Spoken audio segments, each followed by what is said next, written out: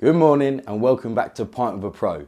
I'm your host Mitch and today I'm joined by a very special guest.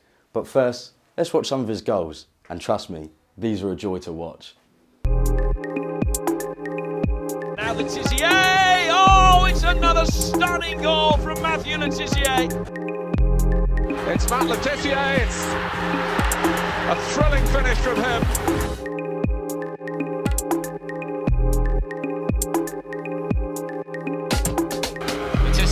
Went for goal! Fantastic goal! Gone on one of those arcing runs of adventure and letting fly. Oh! And scoring a terrific goal! Yes, I am with the man himself, Mr. Southampton, the people they call a god, Le God himself, Matt Le Tissier. How's it going, Mitch? Matt, all right, mate? Brilliant. Brilliant to have you on here, mate. How are you? No, good, thanks. Yeah, looking forward to it. Brilliant. So for the viewers watching at home, we're going to have 3 shots at a dartboard. Okay. And whoever scores the lowest has to get the round in. Fair enough. And look, I'm a bit worried because if your darts checking out is anything like your finishing, then I better get my wallet out. Ooh. You got 18, 30. Oh! Treble 20. Get in there. Nice shot. Oh, Matt. 90. Drinks are on me. Drinks are on you, Matt. So his finishing may be good, but who saw that triple 20 finish? Pretty impressive. I'm impressed with that myself. Well, anyway, Matt, cheers for the Guinness, mate. Cheers for that. So I said it earlier, you are Mr. Southampton with a career spanning 16 years, over 400 appearances and over 200 goals. It's remarkable, isn't it, really? It was a good time. It was a really special time in my life to be doing the, you know, it was a hobby. Football was my life growing up. It was my hobby. I was good at it. And then to spend, like you say, 16 years as a professional, year as an apprentice, and getting paid for doing what you loved. It was just an amazing time in my life. So you grew up on the tiny island of Guernsey. I did. How did that move to Southampton come around? So it was interesting actually because I actually, the first professional football club that showed an interest in me was Oxford United. Okay. And so when I was 14, I actually left Guernsey and went to live in Oxford. Oh wow. But I only lasted about 2 weeks. I changed schools to go to my school in Oxford, and I hated it. Did and you? I think after 2 days of school, I was like, I can't do this. It was just too much for me at that age, and I left. And I went back to Guernsey, went back to my old school, and then Southampton had seen me play in an under-15 game. So I was playing for the Guernsey under-15s. We had a tour of Hampshire, and one of the games was in Southampton. And so I got spotted playing in a game, but I was actually playing out of position in that game. So I was a centre mid for my school and my team growing up. And this particular game, the coach just said to me, he said, I want to just have a look at a couple of other players in there. He said, would you mind going and play on the right wing? Oh wow. Yeah, so I was like, okay, yeah, sure. So this scout turned up, seen me play, obviously had a good game, and they went, we come for a trial with us. So I was like, okay. Buzzing. Now I'm still very young at this point. I didn't have the heart to tell him I'm not really a right winger. I don't play right wing. I'm a centre midfield. So I just turned up for the trial. Did a week's training over here in Southampton, and at the end of that week they said, we want to sign you up as a schoolboy. Oh wow. So I was like, cool, okay. And at this point I'm still not going, not really a right winger though. Do you think that's just because you were too almost scared just to say you were just excited to be in this bubble of being in properly happy to be there. Yeah, I just loved it, and the fact that they wanted me sign me up as a right winger, I was like, okay, all right, I must be quite good at right wing as well then. So I was pretty quick in those days. You know, I was a lot lighter back in those days, so I was pretty quick. But I had more about me than just being a winger. Yeah, definitely. So then, how did that move back into the centre of midfield kind of happen? Well, I stayed when I signed as an apprentice in 1985. I was still kind of a bit of a right winger, but I think my coach also saw that I was a good goal scorer. Yeah. So I also played centre forward a little bit in the youth team at Southampton. So I went from right wing. Actually, I was playing up front. Many people struggle to believe this, but I was playing up front, and my strike partner was Francis Benali. Oh wow! So it was me and Franny Benali as centre forwards. Nice. Now Franny played like 300 games for the club and scored 1 goal in his entire career because centre forward wasn't really his strongest position. and he ended up going as a left back and a centre back. But he started in the youth team as a centre forward, so it's amazing how things change. Wow. And you touched on there your goal scorer, and you've scored over 200 goals. And honestly, if you ever get time, Google Matt Le Tissier goals, because it is simply a joy to watch. I bet you're so glad you played in an era where there was TV, where you could watch it, you can see all the goals, you can go back and see those brilliant goals that you scored. Yeah, I mean, it's fantastic that was available then to, show people and be proud of, and I was proud of a lot of those goals. There was some pretty special memories in there amongst them, and I loved it. I loved scoring goals. That was what football was about for me.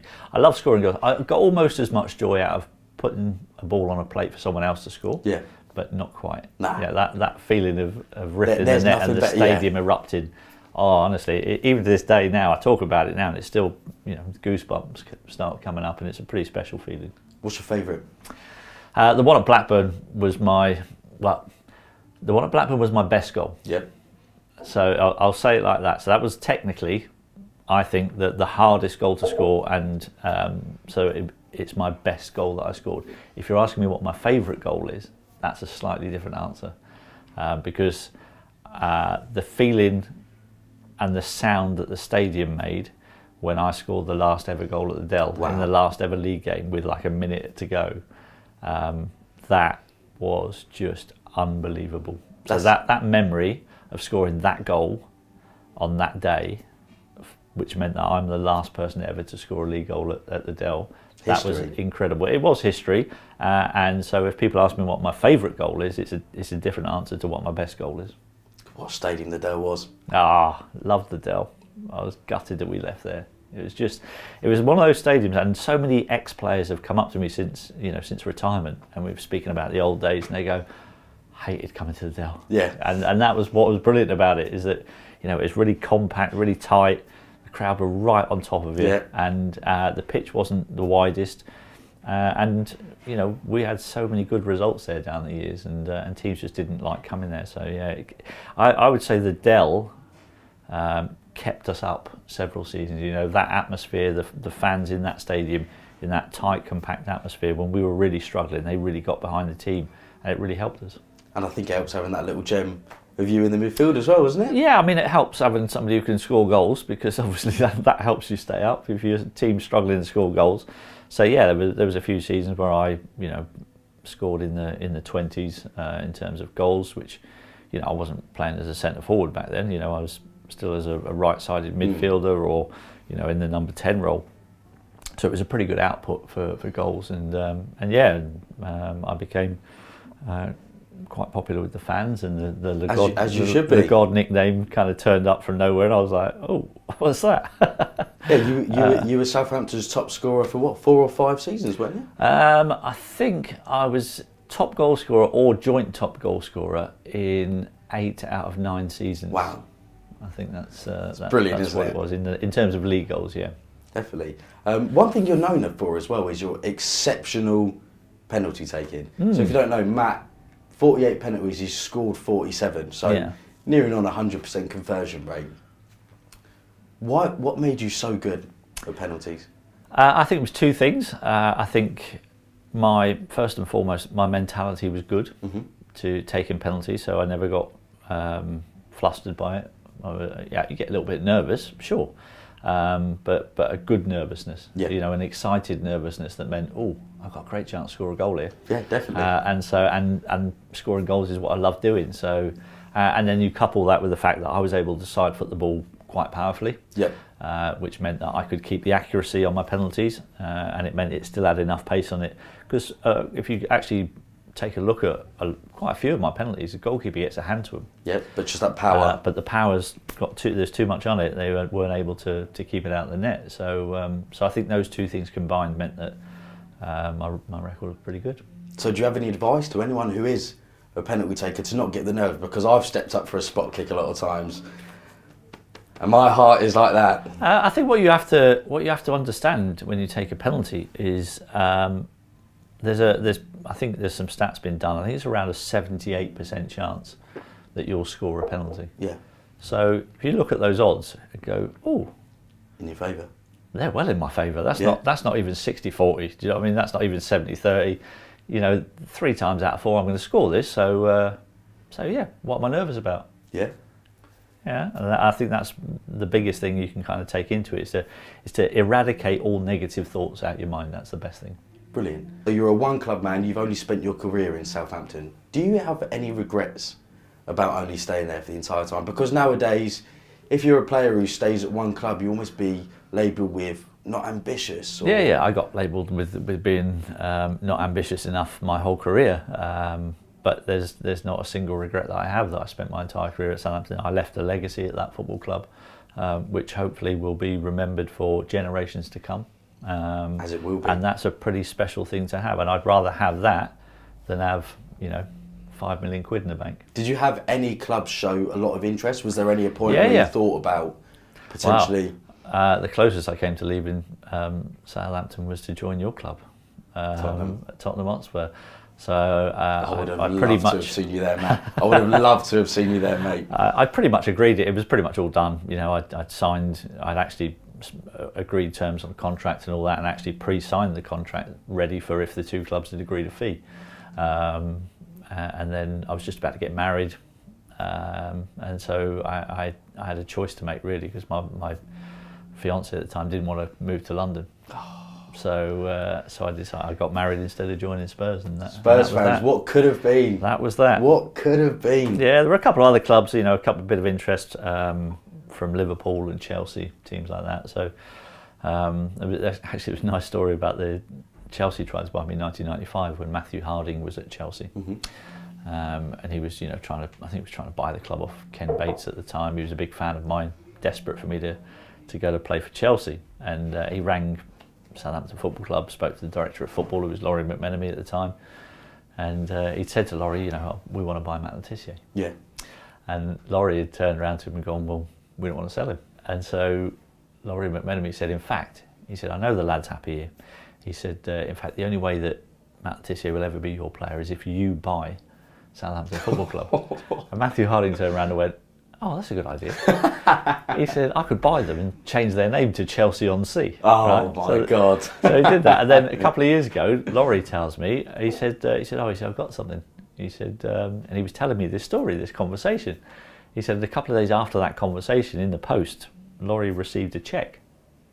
And it was made out to Chelsea-on-Sea. Wow. For £7 million, which was a lot of money in 1995. Obviously, chicken feed today in football. And it was signed by Matthew Harding. Wow. And Laurie has kept this cheque the whole time, put it in a little frame.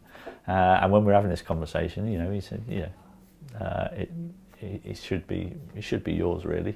So I've got that cheque in my office for £7 million. What a story! That is brilliant. Yeah, just can't cash it. It's gutted. That'd be nice, wouldn't it? That'd be nice. Never mind. So Matt, obviously we've spoke about your stellar career at Southampton. One thing I wanted to touch on as well was England, or dare I say, kind of lack of England appearances. Yeah, I mean that's probably one of the frustrating things looking back on my career, that given what I was doing in the Premier League in a team that wasn't particularly successful, I was a bit disappointed that I wasn't given a few more opportunities to show what I could do at international level. I only started 3 internationals, and one of those was abandoned after 27 minutes in the Republic of Ireland with the crowd trouble. So it wasn't much of a shot at international football. A few subs appearances here and there, but not enough to kind of show what I could really do. Why do you think that is? Do you think because obviously the ability was there, everything was there on the pitch for Southampton? Was it the managers at the time? I think it was 2 things, maybe 3. So I think I got labelled very early on as a luxury, lazy luxury player, which is very difficult to shake off once the press have labelled you like that. So that was number 1. Number 2 is I think back in those days you had a massive advantage if you played for one of the big teams and you were English. There's no 2 ways about it. And so the third thing, I'm hoping this isn't why, but when I turned Spurs down in 1990, the manager of Spurs at the time was Terry Venables. Yeah. Terry went on to become England manager, gave me a few caps, not couple of starts. And then in 1995, when I turned Chelsea down, Glenn Hoddle was the manager of Chelsea at the time, and he went on to become the next England manager. And so probably turning down those two managers who, in the peak of my career, were the England managers, probably wasn't, helpful to my cause, let's put it that way. Because it's hard as well, isn't it? Especially, so France 98, you scored a hat-trick for England B, didn't you? Yeah. That game against Russia was probably one of the best 90 minutes I've probably ever had. I mean, it wasn't the strongest Russian team. We ended up winning 4-1, I think it was. But all the same, I scored a hat-trick, nobody else did. Yeah.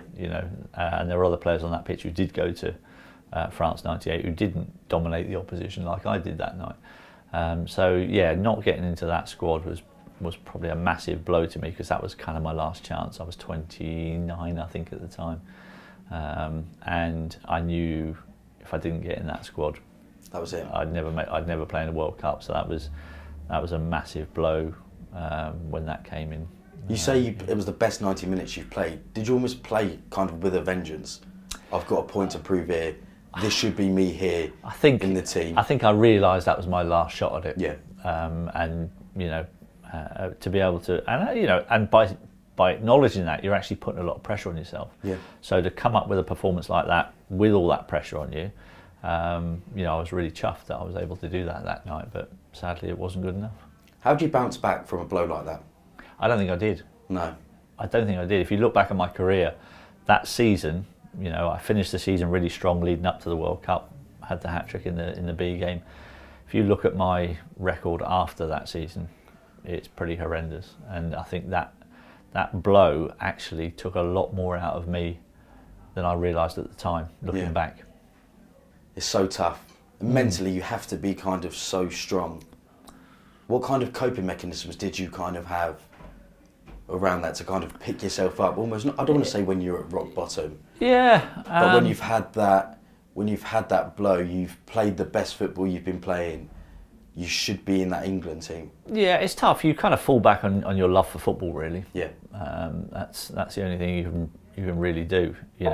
As a kid, I had two ambitions in life. One was to be a professional footballer. One was to play for England. So having one of those things taken away from you, because that's kind of done now, it does take a little bit of motivation away from you, but you still have that love of football, so that's what keeps you going. And I tried, but I think psychologically it had probably a bigger effect on me than I admitted at the time. Well, so that was France 98. You ended your career in 2002. Mm-hmm. When did you know it was over? So I realised in that season, 2001-2002, I'd had a lot of injuries.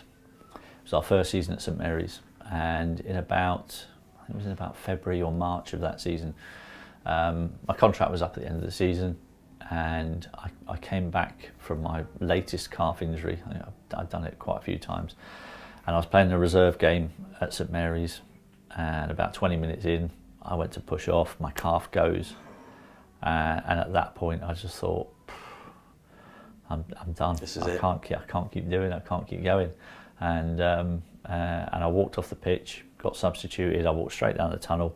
I walked into the medical room right next to the change room at St Mary's, and I'm not ashamed to say I bawled my eyes out, because I knew that was it. Yeah. I knew at the end of that season my football career was over, and that's a tough thing to come to terms with. That's all you've known all your life, really, isn't it? Absolutely. All my adult life was, I'm a footballer and that's what I do. And all of a sudden it's like, okay, in a couple of months' time, you ain't going to be a footballer and you'll never be a footballer again. And so, I don't mind. For a few minutes, I bawled my eyes out. And then Gordon Strachan, who was actually our manager at the time, he was at the game. He saw what had happened. He came down into the medical room, saw me bawling my eyes out. And he said something actually that you mentioned earlier, which kind of made me feel a bit better. He said, because I looked at him, I just went, Gaffer, I said, I can't do it anymore. I said, at the end of the season, he said, that's it for me, I'm done. And he went, I completely understand. He said, but what you've got to remember, he said, everything that you've done on a football pitch, he said, is on camera. Wow. He said, and you should be proud of what you can show your family and your friends for the rest of your life, what you did when you were younger. and that kind of made me feel a bit better. And I was like, right, fine, pull yourself together, man. Yeah, you can look back at that on a high and say, this is what I've done. Yeah, absolutely. So yeah, very proud of, it was 540 appearances altogether. Wow. If you include all the cup games that I played in, and 209 goals for Southampton, and that's quite not. I didn't quite catch Mick Shannon, which annoys me. I had Mick's record in sight, and in the last few years I just couldn't muster the number of goals that Mick had scored for the club. So I'm only the second ever highest top scorer for Southampton, behind Mick still, although a lot of his were in the second division, so I just tell him they don't count. But mate, as you mentioned, you've stamped your legacy on that club, and what a glistening career. Thank you, mate. So once your career was done with football, Matt, you made that transition into the media. I did. What was that transition like? It was pretty easy, actually. I actually got asked to do my first midweek soccer special on Sky just before I retired. So I kind of dipped my foot in a little bit, and then after I retired, I was freelance. So I was doing a bit of work for the BBC. I was on Football Focus, did a few of those for them. Was still working occasionally for Sky when they'd phone up and they were short of somebody, or somebody was off ill. So I was like a replacement on Soccer Saturday for a couple of years. And then in 2004 or January 2005, Rodney Marsh, who was the regular on the panel at Soccer Saturday, made an inappropriate joke live on Sky, and was probably the first of the cancel culture. And he got sacked for saying the wrong thing, for making a joke which they didn't find was very appropriate. So they rang me up and said, "Oh, can you do every Saturday?" Nice. So I was like, "Yeah, why not? It's good fun." So I did that for the rest of the season, and then Sky came to me at the start of the next season and said, "Oh, we'd like to sign you under contract." Yeah. Because I was just getting paid every time I went on. They said, "Oh, we'd like to give you a year's contract." So I was like, years really neither here nor there. I said, "So, I'm doing work for other people. That mean I'd have to stop doing that." I said, "So, I'll tell you what, if you make it 2 years, I'll sign it." Mm-hmm. And so I then I waited about 4 or 5 weeks. I had heard nothing back from them. And I was like, oh shit, I think I've blown that one. And then after about 6 weeks, they come back and went, "Yeah, okay, we'll give you a 2-year contract." So, and that was the start of it. And then I just kind of became a regular on the show. We got shortly after that, I think Paul Merson joined. Yeah. And then it was me, Charlie, Phil and Merce became the regulars pretty much every Saturday, and we built up a great bond on the show. We had a great friendship. We could also have arguments on the show, which was brilliant because we were all pretty strong, opinionated people. We all loved our football. We were passionate about our football, and sometimes we had different opinions. And I think that's what made the show so popular amongst people. I was going to say that when I think of Soccer Saturday, I think of you, Jeff, Merce, Charlie. That era, brilliant. Yeah, no, it was great fun. We built up a real team spirit amongst us, a real bond, and it was a fantastic time. I was there for 15 years, and it was a fun 15 years, and it went like that. Honestly, I can't believe how quickly that time went. So those 15 years sadly came to an end. Can you talk to us about the departure from Sky Sports? Yeah. So in August 2020, I'd been quite outspoken on speaking out about what I felt was wrong decisions being made by our government. Mm-hmm. It didn't go down too well with my employers that I was going against the narrative and speaking up for a different way of dealing with what was happening. Mm-hmm. And so I also refused to wear the Black Lives Matter badge anymore on Sky. I don't think that went down particularly well. There were reasons for that, which I'm happy to go into. I kind of looked into that organisation, wasn't happy with what their ideology was, and wasn't prepared to support it by wearing a badge, using those same words. So I was quite happy to wear any badge that kick it out racism stuff, because I think like most of us in life, I think there's only a small minority of people that are actually racist. No, yeah. And most people are sensible people who judge people by what's in their heart, not what the colour of their skin is. And so I don't think that went down particularly well. because it was a very strong message being portrayed by the media at the time. And so in August I got a phone call, or I was invited onto a Zoom call actually, under the pretense of talking about what the coming season is going to be looking like. Was this just you and Sky execs? So it was. I thought it was just going to be me and the head of football at Sky. So when I got the Zoom thing, there was another name copied in on the email. So I was like, oh, okay, I don't know this bloke. So when I clicked on, he was introduced to me, and at that point I thought, okay, there's a reason why he's here. And it was a very, very short call. They just said, look, we're sorry to tell you that there's no more work here for you at Sky. I had about 7 months left of my contract to run. They said, there's no more work for you at Sky. We're going, Just like that, we're going in years. a different direction, and there's no more work for you.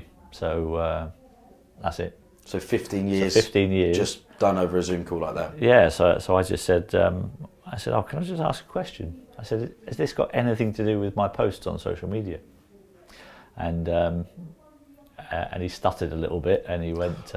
He said, well, we do have to take into account the reputation of our company. Wow. At which point I went, you didn't seem to mind about the reputation of your company when you just re-employed Jamie Carragher, who spat at a young girl out the back of his car, and you've taken him back on. And he suddenly went, oh no, we can't talk about other people. God. So I was like, no, that's fair enough, whatever. And that was it. That was the end of my career at Sky. How do you feel about that Jamie Carragher situation? I was surprised that he was allowed back onto the television, quite frankly. And then comparing it back to yours about how you got dismissed. I got dismissed for result of that. I got dismissed for having an opinion that went against the narrative. I got basically. I was sacked for having the temerity to have my own opinion on things in life. Yeah. And so, the way the company's gone anyway, to be honest, it was probably the best thing that could have happened. I don't think I could have carried on working for that organisation given the way that they've gone. Has Jamie reached out to you about that or anything? Oh, yeah. And discussed it? Oh, yeah, I had a phone call from Jamie because I discussed did you? what we had. I did a conversation with on a podcast, and we discussed that very same situation. And so in the summer, Jamie rang me up and decided to give me 10 minutes of abuse down the phone. Oh, no. Because I had the temerity to speak about what had happened and him spitting at this girl out of his car.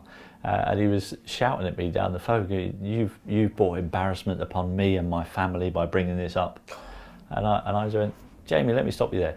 I said, I think the one who brought embarrassment on you and your family was you, mate, because you did that. Yeah. And so I'm sorry if you're uncomfortable with me speaking about that. That's not my problem. Yeah. It happened. You got to own it, mate. And I was literally walking down the street in London with my phone like that, and my missus walking next to me. She goes, "What is that?" I went, "It's Jamie Carragher. He's having a go." And I'm literally walking down, and he's getting more and more madder at me, and I'm just being really calm, and I'm just pointing out facts to him back at him. And he started having all sorts, saying he's going to troll me on social media. Oh, God. I'm going to be all over your tweets, blah, blah, blah. Like almost threatening me like some kid at school. Yeah, childish. And I was like, come on, Jamie, really? I'm 54. you ain't intimidating me, mate. In the end, I put the phone down when he'd had enough. And my missus just looked at me and she went, do you know what? She said, you're really annoying. I went, what do you mean? She went, he's trying to argue with you and you stay so calm, I know how he feels. There's nothing more frustrating, is there, when you're having an argument with someone and they're just chill, mellow, not giving anything back. Yeah. But it's probably the way to be, isn't it? And kind of, I don't stand on, really. I don't like confrontation. When confrontation is not needed, then why would you get into that situation? So I like to try and de-escalate things and bring it down to a level where you can have a calm conversation and then you can try and work through things. So just going back to that Sky departure, is there anything that you wish you'd done differently? Do you wish you'd kind of been less outspoken on social media? I agree, I understand your opinion, but for the kind of like sake of career, do you regret it? Or? No regrets. No, I believe that we should have a free speech in this country, and I don't think that you should be penalised in any way for having an opinion that goes against the government narrative. and I don't think that's a radical position to take. I think that's quite a sensible position to have, and one that if we don't have, then I think we're in a pretty bad spot in this country, because it allows the government to start dictating things and to start having more control over your life than they should do. Has anyone from Sky reached out to you? Did any of the kind of the old Soccer Saturday crew reach out? Oh yeah, loads. Yeah, loads of. I had loads of messages of support. All from of support, people. yeah. Yeah. And a lot of the time, there was messages saying, actually, you know what, we actually think the same as you, but we need our job. And Yeah. we need it. Not as outspoken as. But so I understand to a point that that's the situation. People want to keep their jobs, so they keep quiet. Yeah. But I'm different to that. So do you feel like that departure from Sky was almost a blessing in disguise? I mean, it's difficult to call it a blessing in disguise, because I enjoyed my job. Yeah. I loved working with my mates. So I miss working with Tomo and Charlie and Merce and Jeff every week. It was great fun. So to call it a blessing in disguise is probably not the right way to do it. Yep. But as I said, the way that the direction that the company has gone in, I think it was for the best that I wasn't there anymore, because I don't think I could have worked in that environment. So alongside the departure from Sky, you were the ambassador for Southampton as well, weren't you? Which One of them, subsequently resulted in that departure as well. Yeah, I decided to resign from that position because, again, I'd taken a position where I was quite happy to tell people and to try and make people aware that during times of war, both sides engage in propaganda. We can't sit here and think that Russia is the only ones that are going to do propaganda. You know, it's pretty common fact that, you know, Churchill used propaganda on his own people in World War II, and so merely by pointing that out, that I came in for a lot of abuse on social media for saying, you know, our country will and Ukraine will engage in propaganda. It's what happens in wars. Don't be surprised. And that opinion apparently got me a lot of abuse on social media, and a lot of people ringing into Southampton Football Club to complain about me, saying that they should sack me, I shouldn't be their ambassador. You can't say things like that, it's disgusting. Again, me having my own opinion, shouldn't be that way in this country. So Southampton weren't going to sack me. No. But I... Did you discuss this with them? But I didn't want Southampton Football Club to be having to deal with these idiots who don't understand what free speech is about, ringing up Southampton Football Club and giving them hassle over my job. So I said, no problem, that's fine.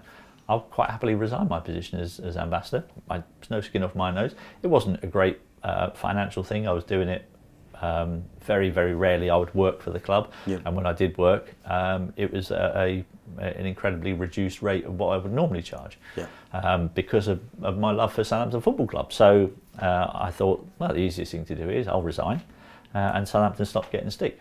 So that's what I did. Simple. Does that hurt a little bit, knowing that's the club that you love? Does it hurt a little bit? Well, I don't think it hurts a little bit. I think it was the from my point of view, it was the right thing to do to stop my football club from getting hassle. Yeah. So no, it didn't hurt. It was my decision. I own that decision, and you know they still give me tickets, invite me in the boardroom to this day. So it's not like, you know, that damage has been done where I can't go and watch the football matches, and I haven't severed any relations with any of the people at Southampton Football Club. Yeah, not as far as it was just off your own doing to kind of support. It was my own doing to stop Southampton, the club that I love, to stop them getting abuse. Yeah, just touched on Southampton at the minute. Going through a bit of trouble, aren't we? Well, we have been through a pretty tough patch. Luckily, you know, we have seemed to kind of turn the corner a bit the last week with 3 consecutive wins. One of them against Man City, which was pretty special. I mean, I would have preferred those 3 wins all to be in the Premier League, if I'm honest. But one was in the FA Cup, one was in the League Cup, but we had a good win at Everton. That win at Everton, massive, I think. Oh, huge. Massive. It keeps us in touch with everyone above us, you know. And so we got Aston Villa at home this weekend. So if we can pull out a result there, there's a fair chance we'll be off the bottom of the table, which would be a good start, and a fair chance we might even get out the relegation zone. So we're in touch, and we've looked like we've turned our form around a little bit. So hopefully there's a flicker of positivity there. That bottom half of the table is so tight, isn't it? I mean, the top half of the table was exciting. Who's going to win the league? Yep. Who's going to get top 4? But then you can't turn your eye from the bottom. It's even more exciting. Yeah, there's a whole down there, and I can't imagine, because obviously Tottenham aren't down there, but you never know these days. But being down there must be so frustrating, kind of seeing how tight everything is. Yeah. No, some decisions that go some ways. And so when you see that it's so tight, you're always thinking, oh, okay, this is all right. As long as we dig in, get a result, we're going to move. We're going to go up. We're not detached. We don't have to win 3 games to get out the relegation zone, all that kind of stuff. That's a horrific position to be in. And so, you still look at the table, and even though you're bottom, you're in touch. Yeah, massively. And so you've still got hope and positivity there. Yeah, and look, it's still a long season. We've still got 20 odd games to go, so absolutely anything can happen. Yeah. I'd love to see Southampton stay up as well. I've got a real affiliation to Southampton. Obviously, I'm a massive Tottenham through and through, but I love the values of Southampton. Not far from me, fairly local, and obviously we got Poch from Southampton, and I love Pochettino. So yeah, let's hope Saints stay up. Let's hope so. So Matt, just to wrap things up, I wanted to get your prediction. Top 4. Oh, okay. Who's going down? And touches on the top 4 one, but who do you think is going to win the league? Okay, so I'll start with the last one first, because I think that's probably the easiest one. I still have a feeling Man City will win the league. Thank God you said that, mate. If you said Arsenal, I was worried then. Only because, that City team, I mean, Arsenal have been brilliant, don't get me wrong, but they haven't been in that position for a long time. And I think, if they lose one game, you might see a bit of a reaction. Man City are quite capable of going 15 games in a row and winning every single one of them. Yeah. So that's where I see kind of Man City still being in this, despite being a few points behind. So it wouldn't surprise me to see City win the league still. Top 4, I think, Arsenal and Man City, I think are guaranteed those spots.